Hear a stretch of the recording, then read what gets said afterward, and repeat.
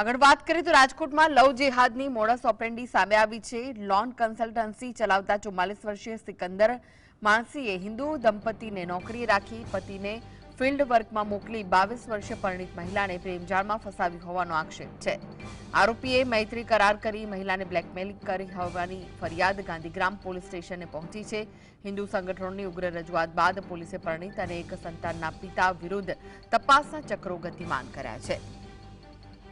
તો પરિણીત હિન્દુ મહિલાને પ્રેમજાળમાં ફસાવી બ્લેકમેલ કરતો હતો। 44 વર્ષીય મુસ્લિમ શખ્સ સિકંદર માણસી સામે ગંભીર આક્ષેપો કરાયા છે। તો પરિણીત મહિલાને પ્રેમજાળમાં ફસાવી હિન્દુ સંગઠનોની ઉગ્ર રજૂઆત બાદ પોલીસે પરિણીત અને એક સંતાનના પિતા વિરુદ્ધ તપાસના ચક્રો ગતિમાન કર્યા છે। વધુ વિગતો માટે જોડાઈ ગયા છે રાજકોટથી સંવાદદાતા લકીરાજસિંહ।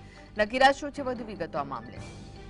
જે આપને જણાવ્યું હતું કે રાજકોટમાં લવ જેહાદની નવી મોડસ ઓપરેન્ડી છે તે જોવા મળે છે। હિન્દુ મહિલા અને તેના પતિને નોકરીએ રાખ્યા બાદ મહિલાને જે એક શખ્સ દ્વારા પ્રેમજાળમાં ફસાવી મૈત્રી કરાર છે તે કર્યો હતો। પરિણીત હિન્દુ મહિલાને પ્રેમજાળમાં ફસાવીને બ્લેકમેલ કર્યા બાદ આજે હિન્દુ સમાજના આગેવાનો દ્વારા આક્ષેપ છે તે કરવામાં આવ્યો છે। સમગ્ર મામલો છે તે ગાંધીગ્રામ પોલીસ મથકે પહોંચતા પોલીસે સમગ્ર મામલે વધુ તપાસ હાથ ધરી છે। 44 વર્ષીય આજે સિકંદર માણસી નામના શખ્સ સામે ગંભીર આક્ષેપ થયા છે કે તેને 22 વર્ષીય પરિણીત હિન્દુ મહિલા સાથે મૈત્રી કરાર કરીને તેને પ્રેમજાળમાં ફસાવીને પ્રથમ તો બંનેને જે નોકરીએ રાખે છે ને ત્યારબાદ જે મહિલાનો પતિ હોય છે તેને જે બારોબાર ફિલ્ડમાં નોકરી આપે છે ને પોતે જે મહિલા છે તેને ઓફિસમાં જ નોકરી આપીને પ્રેમજાળમાં ફસાવવાનો આરોપ છે તે કરવામાં આવ્યો છે। એટલે સમગ્ર મામલે પોલીસે વધુ તપાસ હાથ ધરી છે।